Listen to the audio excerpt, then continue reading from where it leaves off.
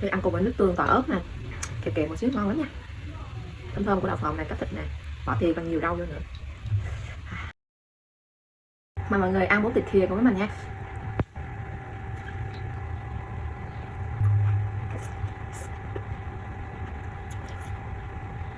Thìa này mọi người.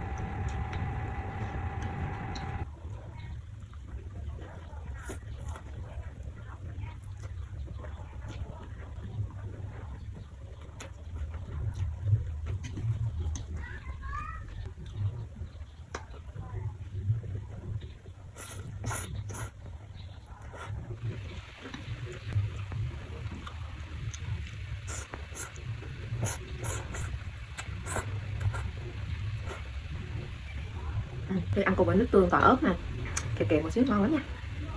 Thơm thơm của đậu phộng này, cá thịt nè, bỏ thìa còn nhiều rau vô nữa.